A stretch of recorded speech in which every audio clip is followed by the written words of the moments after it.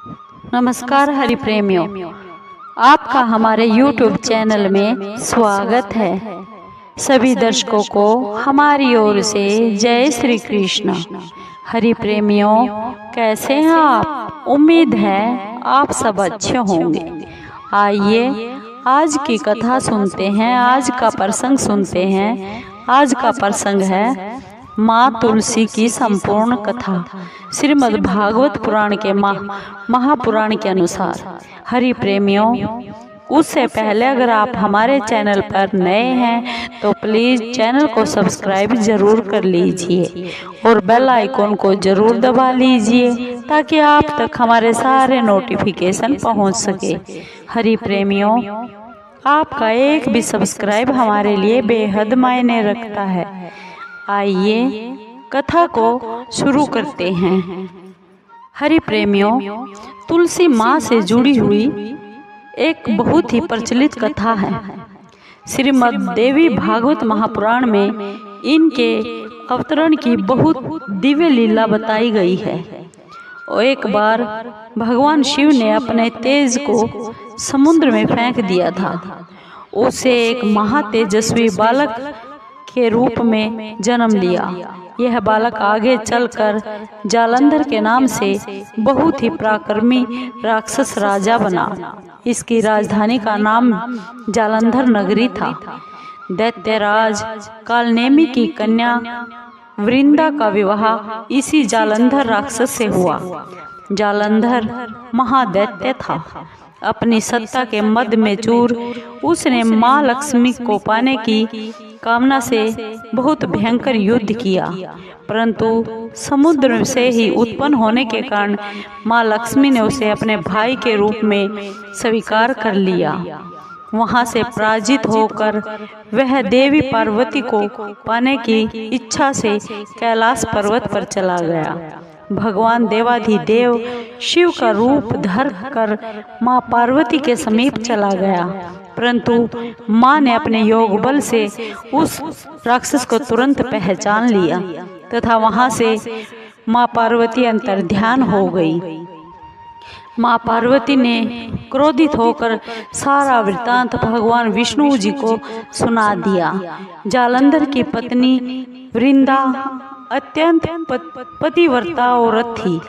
उसी के पतिव्रत धर्म की शक्ति से जालंधर ना तो मारा जाता था और ना ही युद्ध में हारता था।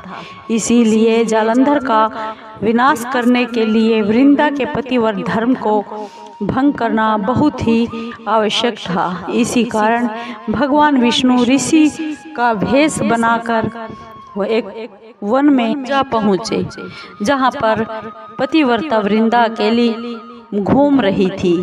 भगवान के साथ दो मायावी राक्षस भी थे, जिनको देखकर वृंदा बहुत ही भयभीत हो गई।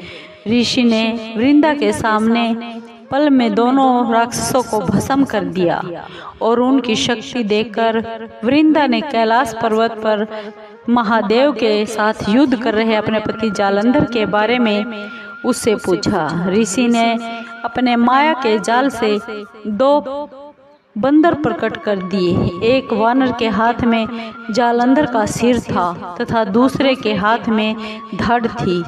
अपने पति की यह दशा देखकर पतिव्रता वृंदा मूर्छित होकर गिर पड़ी। होश में आने पर उन्होंने ऋषि रूपी भगवान से विनती की कि वह उसके पति को वापस जीवित कर दे। भगवान ने अपनी माया से पुनः उस जालंधर राक्षस का सिर धड़ से जोड़ दिया, परंतु स्वयं भी वह उसी शरीर में प्रवेश कर गए।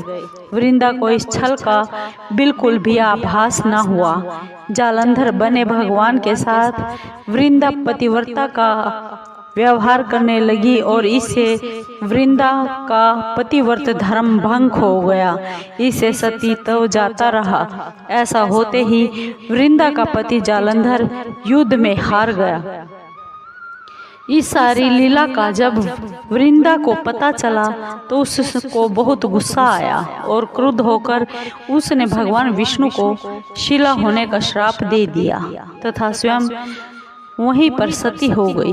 जहाँ पर पतिव्रता वृंदा भस्म हुई थी, वहीं पर तुलसी का एक पौधा उग गया। भगवान विष्णु ने पतिव्रता वृंदा से कहा, हे वृंदा, तुम अपने सतीत्व के कारण मुझे लक्ष्मी से भी अधिक प्रिय हो गई हो। अब तुम तुलसी के रूप में सदा मेरे साथ रहोगी। जो भी जीव, जो भी मनुष्य मेरे शालिग्राम रूप के साथ तुमसे यानी तुलसी से विवाह करेगा, उसे इस लोक तो क्या परलोक में भी अपार यश प्राप्त होगा। जिस घर में तुलसी माता होती है, वहाँ यम के दूत असमय कभी नहीं आ सकते, वहाँ अकाल मृत्यु नहीं हो सकती।